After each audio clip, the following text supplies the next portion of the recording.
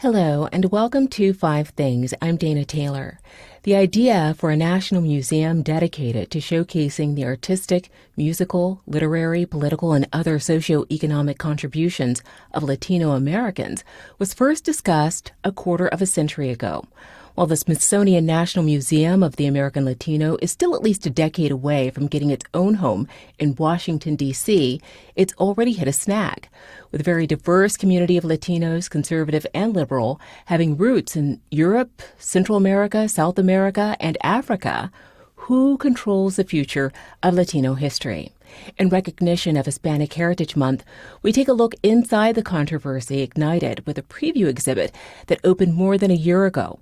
Our guest is Maria Elena Salinas, a broadcast journalist and ABC News contributor who has worked on Spanish-language television for much of her career. Thanks for joining us, Maria Elena. Dana, it's a pleasure to be with you. Okay, so let's dig right in. This museum was intended to celebrate Latino contributions to U.S. history. And so as a prelude to the full museum, the Smithsonian's National Museum of American History is hosting a preview exhibit. What's all the fuss about? I don't really understand why there are complaints. I think it's something to be celebrated.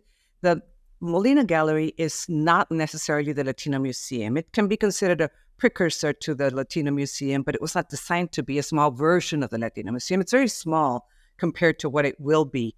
And as you said, it will take at least 10 years. We have heard a couple of the complaints that it doesn't accurately portray the history of Latinos. From what I understand, it came from some Cuban American legislators who opposed a caption on a balsa. It's a raft that is exhibited at the Molina Gallery, where it says that Cubans have come here due to economic woes, and they wanted it to include that it was because of communism and political oppression. And what I was told is that that particular raft that is in the exhibit is from a more recent journey. And as we know, the newest migration from Cuba is coming here for economic reasons. However, it was changed. The caption was changed. Another complaint that I heard is that it depicts Hispanics as victims and does reflect that the country has embraced and welcomed them. But two things can be true at the same time. They were, and in some instances still are, victims of oppression. Many immigrants have found their American dream in our country, but we can't forget that there was a time when there were businesses in the border region where there were signs that said no dogs or Mexicans allowed. They had separate bathrooms. They were segregated in schools in the Southwest. So yes, they can be victims. We can't ignore that. But we also have a lot of heroes. We have a lot of Latinos that have done amazing things for our country, that have thrived and paved the way for the growth of the Latino community. But, our community is so diverse that I think it's difficult to keep everyone happy. It's just tough to hear politics coming into it. Okay, let's take a step back and look at the issue from 30,000 feet. This battle over whose history is told to an international audience, is this just part of the larger culture wars? I think it is right now. I think we're at a bad time where anything and everything is politicized. Religion is politicized. Books are politicized. Everything is politicized. So it is part of this cultural wars that we are going through. But, one thing we need to remember is that nobody really owns the history of Latinos, but Latinos. And we have very deep roots here. I'm not saying this as a talking point, but Latino history is American history. I'm not here talking on behalf of the museum, but just on behalf of someone who was born here, who was part of this country. I am the daughter of Mexican immigrants, just like millions and millions of Latinos. Through my work, I have seen the Latino community grow. When I started working in Spanish language television back in 1981, there were 14 million Latinos in this country. Now there's over 62 million Latinos in the country. So we have grown in many ways, and not just in numbers.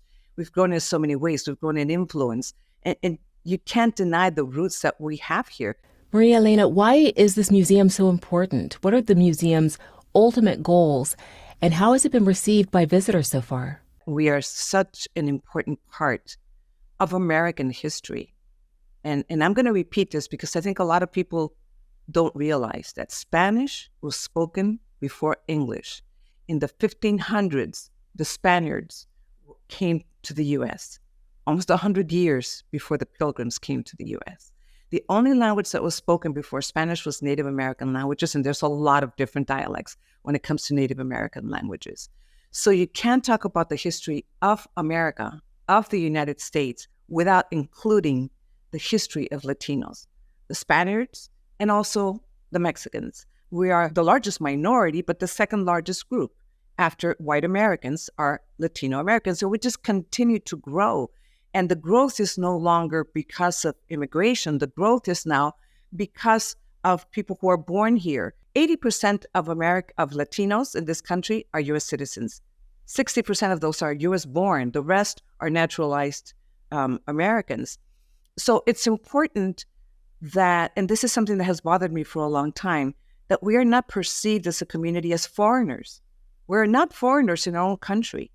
We are Americans too. I mean, you see our roots everywhere, all across the country, the names of the states, the names of the cities, the names of the streets, the food that we eat. In this country, Americans eat our food, listen to our music, sometimes not even realizing where it comes from. I think what has happened is that there's such a backlash against immigrants at this moment because of the crisis at the border. And it's a humanitarian crisis. It shouldn't be a political crisis. It's a humanitarian crisis that everyone just equates the Latino community with that situation at the border, when in fact, we have been here for so long. And this shall pass. I mean, immigrants will continue to come. Immigration is a natural phenomenon that has been happening for centuries, and not just in the United States, but all over the world. What do you think most non-Latino Americans don't get about Latino history and culture? I think most non-Latino Americans don't know our history. But, I asked this question to the Pew Research Center many years ago, and what they told me is that in areas in the country where white Americans live among immigrant families, they have a more positive view because they know them. And the ones that don't have a more negative view because everything that they learn about Latinos comes from politicians, from the media, so they don't have a firsthand experience. Your career is one of 7 spotlighted in an exhibit called De Ultima Hora, affiliated with the Museum of the American Latino. It just opened to the public at the American History Museum. How does that exhibit help tell the story of Latino history in this country? Of course, I'm very honored to be one of 7 women that are portrayed in that exhibit. I think that the way that it tells the story is that those of us who work in Spanish language media have been telling the Latino story to our audience for decades now. In my case, it's over 4 decades. And when you watch mainstream media, you rarely see those types of stories. And we are not just reporting to Latinos, we're reporting about Latinos. One of the things that we have done in Spanish language media for decades now is inform Latinos of their rights, but also of their responsibilities. Help them understand what to some is their newly adopted country and how to navigate this newly adopted country. So there is a social service component to the type of work that is done in Spanish language media. And of course, each one of us that is portrayed in that exhibit have our own history and our own stories to tell. And I think you see that when you see the exhibit. One of us covered the 9/11 story. In my case, it was interviewing a historical figure at a historical time in Mexico. There was another one of my colleagues who was one of the first to moderate a democratic debate in both English and Spanish. So I think our story is also part of the story of journalism, but journalism toward the Latino community.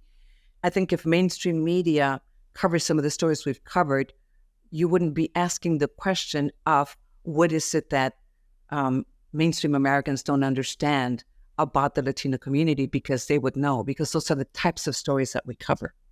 You're also a founding member of the National Association of Hispanic Journalists. How did you bring people together to determine a mission and funding for that organization? And what parallels do you see between NAHJ and Smithsonian's National Museum of the American Latino? The National Association of Hispanic Journalists was formed almost 40 years ago. We're about to celebrate our 40th year. And since its founding, the main mission was always to bring together journalists from across the country who serve a diverse audience, to support each other in our careers, to support more Latinos in newsrooms, but also to make sure that the stories of Latino Americans and immigrants are portrayed in a positive light. Many years ago, it used to be that journalists of color sometimes were not allowed to cover their own communities because they were perceived as being one-sided, or that they would be skewed. But now I think that has changed. I think now newsrooms are beginning to understand that our perspective and our understanding and the cultural identity that we feel with these communities makes for a better story. So what do you hope people listening to this interview walk away with? Just how much the Latino community contributes to America. I can summarize that by my own life story, because I grew up bilingual and bicultural. I grew up being very proud of my country, which is the United States, but also very proud of my cultural heritage, which was from Mexico. And it's okay to be proud of your roots and to understand that we are Americans too, and that we should be treated as such, and that our contributions should be treated as such, and that there's a lot to celebrate. So what's next for this National Museum of the American Latino fight, Maria? Where are we politically and with funding? From what I understand in recent interviews that I have done, not just with the director of the museum, but also with some Latino legislators in Congress, is that it seems like we've gotten past the political challenges.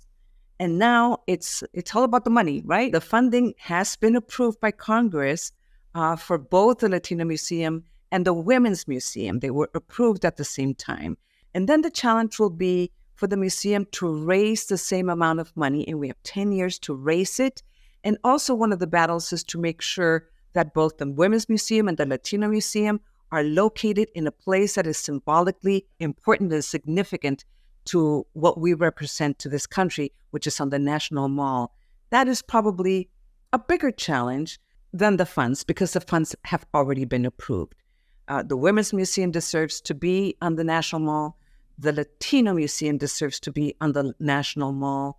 And that's a battle that our Latino legislators in Congress are fighting, and that the supporters, of course, of the Latino community are also fighting. And I have a very positive outlook on that. I believe it will happen, and I believe that I will be there on opening day.